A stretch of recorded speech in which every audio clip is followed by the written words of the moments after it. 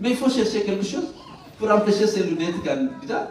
Parce que le seul moyen de l'empêcher d'être président, c'est de l'empêcher de participer aux élections.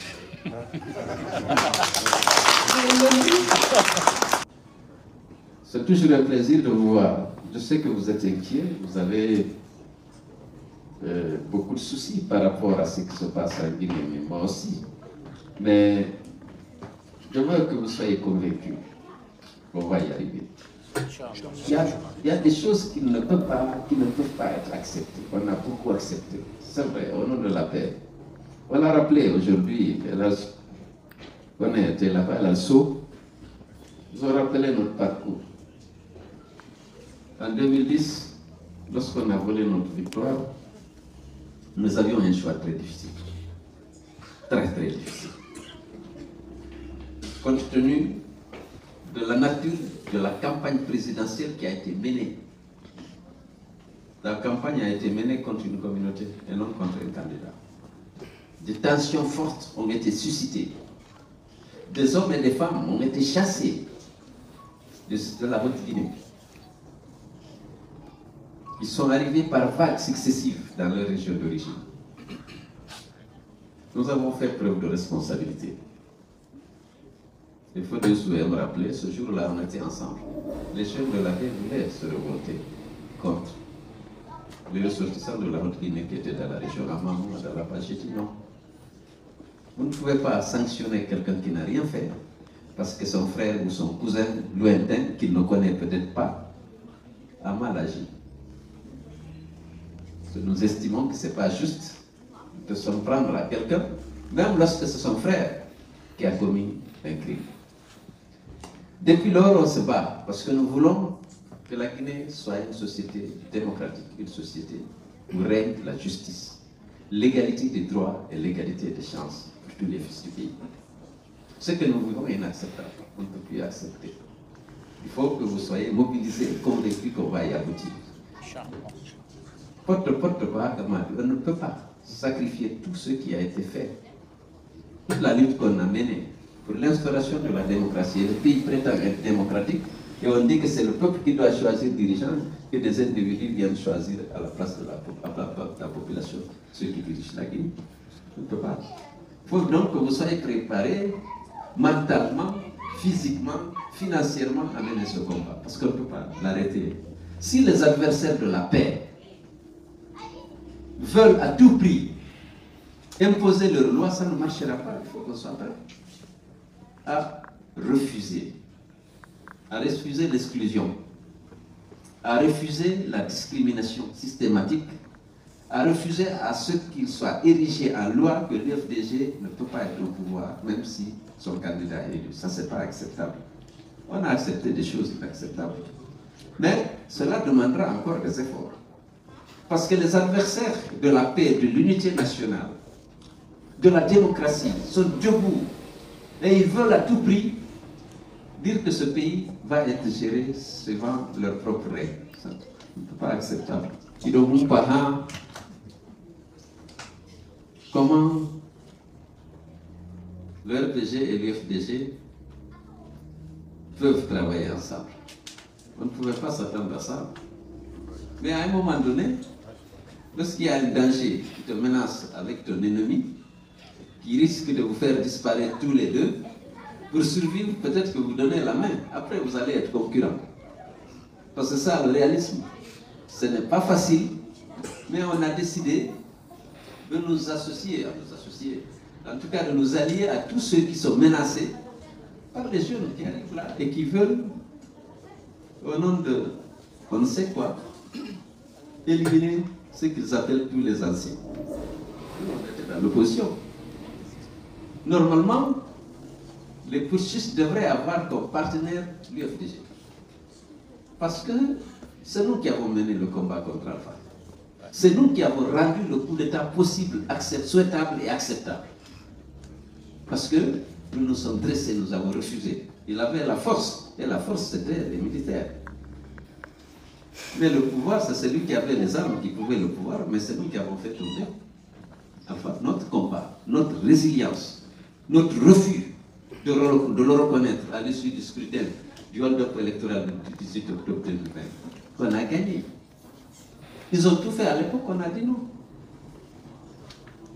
On a emprisonné mes collaborateurs. On a confisqué mon passeport, celui de mon épouse et de tous les vice-présidents qui n'étaient pas arrêtés. Notre siège était occupé par l'armée. Mes bureaux occupés par l'armée. Ils ont fait tout ce qu'ils pouvaient. Nous sommes restés dignes. On a dit qu'on ne peut pas reconnaître le pouvoir volé. C'est-à-dire, vous voulez que nos gens soient libérés, il faut reconnaître Alpha. Je dis non. Il ne va pas reconnaître, il n'a pas gagné des élections. Il a toujours volé. C'est dans ce contexte que les ministères sont venus prendre le pouvoir. Vous ne pouvez pas imaginer tout ce qui nous a été proposé. Reconnaître là, on va vers la liberté des gens, et puis ils vont même peut-être dissoudre l'Assemblée, organiser des élections pour que vous soyez partie prenante, membre de l'Assemblée. On a dénoncé l'ordre électoral. On a dénoncé la violation des droits humains.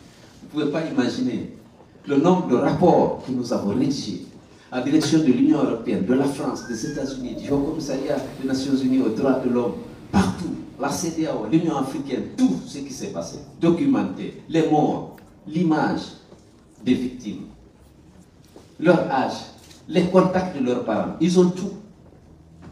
Parce que c'est dans le sang qu'ils ont pris le pouvoir. Donc, aujourd'hui, nous ne sommes pas à ça. Ce conflit-là, on le met de côté. Il faut survivre. Et se battre pour redonner au peuple le droit de choisir ses dirigeants. Mais personne ne peut, à la place du peuple, une telle ne peut pas être candidate sur la base de la haine et de la stigmatisation. Ce n'est pas acceptable. Vous avez suivi.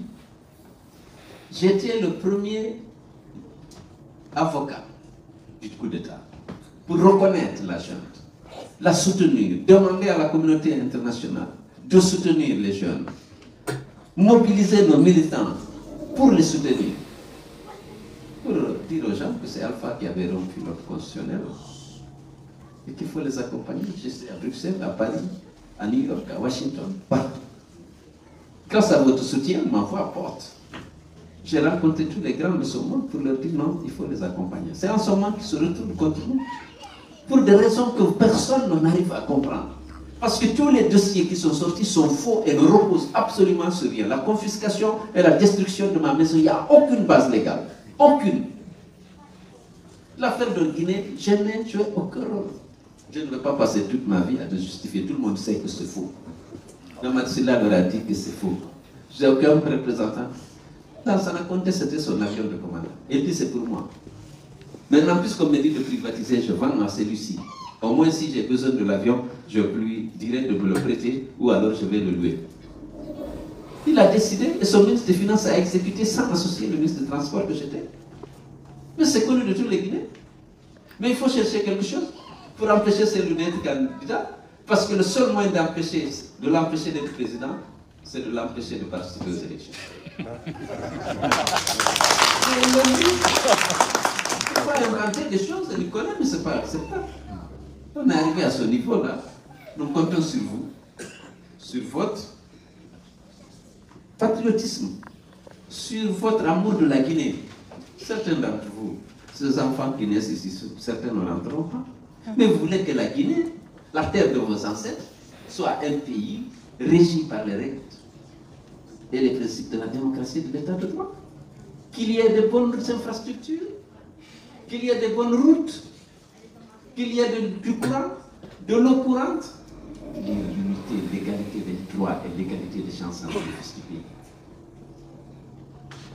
Dieu a tout donné à la Guinée, de l'eau, des pluies abondantes, des cours d'eau nombreux, des mines de toutes sortes, des quantités énormes de bauxite, de fer, d'or et de diamants. Mais le hacker pour la haine et la violence empêche le pays de s'en sortir. Il faut sortir de ça. Les gens souffrent. Nous devions être un pays qui attire l'immigration. Les étrangers devaient se bousculer pour venir en Guinée.